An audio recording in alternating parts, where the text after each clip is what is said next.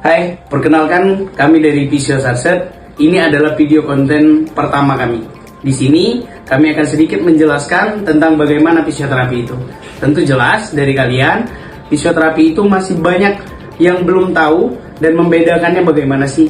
Apa sih bedanya fisioterapi dengan terapi masas, terapi relaksasi yang lainnya.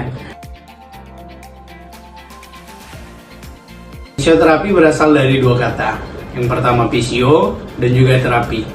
Fisio yang artinya fisik, terapi adalah pengobatan. Jadi dapat kita simpulkan bahwasanya fisioterapi itu adalah suatu pengobatan yang dimana akan mengembalikan, menguatkan, dan mempertahankan bagaimana sistem gerak fungsi manusia yang semestinya. Dan tentu jelas, beda sekali dengan terapi-terapi yang lainnya. Jadi fisioterapi ataupun orang yang mau menjadi fisioterapi harus mengemban pendidikan selama 5,5 tahun untuk menjadi fisioterapi. Kasus apa saja yang dapat ke fisioterapi? Yang pertama, muskuloskeletal. Muskuloskeletal adalah yang berhubungan dengan otot, sendi, tulang, ataupun saraf. Kalau misalnya otot, nyeri pada otot, nyeri pada sistem gerak yang lainnya. Kalau misalnya sendi, itu bisa terjadi, contoh kasusnya nih, nyeri siku, nyeri pada ankle, nyeri pada lutut. Dan untuk tulang, itu biasanya terjadi pada rehabilitas fraktur ataupun patah tulang. Kasus yang kedua, yang paling sering kita temui, itu kasus pada saraf atau biasa kita sebut neuromuskular. Neuromuskular ada dua contoh yang paling sering kita temui. Yang pertama itu stroke, yang kedua itu Bell's palsy. Stroke apa itu sih? Stroke itu adalah kelemahan pada tungkai yang biasanya mempengaruhi bagaimana si pasien kita atau orang tidak bisa menyeimbangkan badan dan juga tidak bisa mulai dari cara berjalan yang jelek dan lain sebagainya. Nah, itu sangat erat hubungannya dengan fisioterapi. Fisioterapi akan melatih bagaimana dia dari tidur ke berdiri, berdiri ke berjalan, itu yang akan kita lakukan pelatihan. Apa itu Bell's palsy? Bell's palsy itu adalah kelemahan pada otot wajahnya.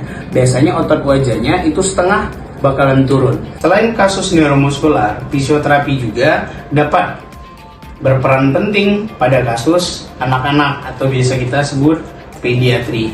Contoh kasus pada anak-anak yaitu anak-anak yang tidak bisa menyeimbangkan badannya, kemampuan fungsional yang belum baik, itu bisa berperan penting fisioterapi dalam mengembalikan, menguatkan, dan juga mempertahankan untuk si adik nanti bisa berjalan, bisa menyeimbangkan badannya. Selain dari yang ketiga tadi, ada yang keempat. Empatnya apa? Olahraga, ataupun kita kenal yang namanya sport.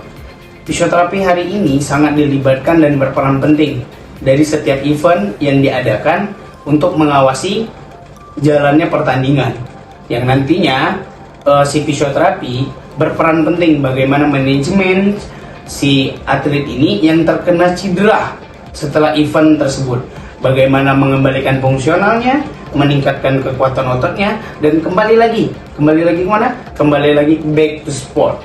Lalu apa saja yang akan dilakukan fisioterapi? Biasanya kami sebagai fisioterapi akan melakukan yang namanya pertanyaan ataupun sisi wawancara, ataupun biasa kami sebut history taking, yang nantinya akan mendukung yang namanya assessment.